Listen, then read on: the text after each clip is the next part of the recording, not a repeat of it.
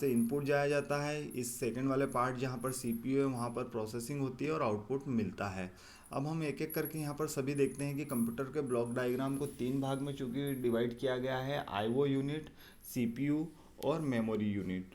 ठीक है, तो हम यहाँ पर देखते हैं, सबसे पहले सेंट्रल प्रोसेसिंग यूनिट को देखते हैं। तो सेंट्रल प्रोसेसिंग यूनिट जो होती है उसे कंप्यूटर का ब्रेन कहा जाता है। अब इसे कंप्यूटर का ब्रेन क्यों कहा जाता है, तो इसलिए क्या कहा जाता है क्योंकि कंप्यूटर की ओवरऑल वर्किंग की रिस्पॉन्सिबिलिटी जो होती है वो सेंट्रल प्रोसेसिंग यूनिट की होती है। सेंट्रल प्रोसेसिंग यूनिट अगेन तीन पार्ट्स में डिवाइड होता है, अरिथमेटिकल एएलयू, सीयू और रजिस्टर्स।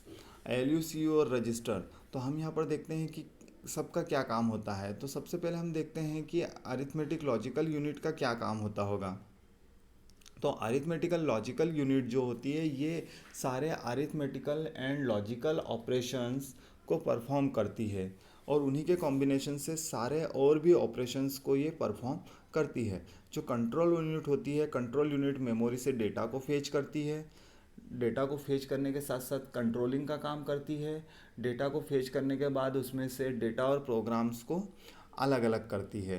तो ये जो काम होता है वो कंट्रोल यूनिट का होता है। और रजिस्टर जो होते हैं, रजिस्टर होते हैं हाई स्पीड के टेम्पररी मेमोरी वेरिएबल होते हैं जो कि इंटरमीडिएट रिजल्ट को कुछ समय के लिए स्टोर करके रखते हैं और उसके बाद उसको रिलीज़ कर देते हैं। सेकंड होता है आपकी स्टोरेज यूनिट क्या होती है। तो सेकंड यूनिट जो होती है वो मेमोरी यूनिट होती है। कंप्यूटर का मेमोरी यूनिट ही एक ऐसा पार्ट है जहाँ पर डेटा को स्टोर किया जाता है। यहाँ दो प्रकार की मेमोरी होती है, प्राइमरी मेमोरी और सेकेंडरी मेमोरी होती है। Primary memory with which the CPU can directly communicate is called primary memory.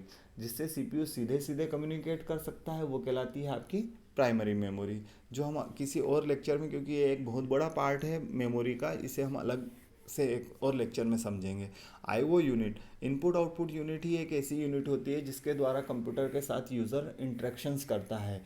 Input unit के थ्रू कंप्यूटर को अनस्ट्रक्चर्ड इंफॉर्मेशन सप्लाई की जाती है। इसके एग्जांपल कीबोर्ड, माउस, स्कैनर आदि आते हैं। वहीं आउटपुट डिवाइस के थ्रू कंप्यूटर से इंफॉर्मेशंस प्राप्त की जाती है जिसमें प्रिंटर, प्लॉटर, मॉनिटर आदि आते हैं। धन्यवाद।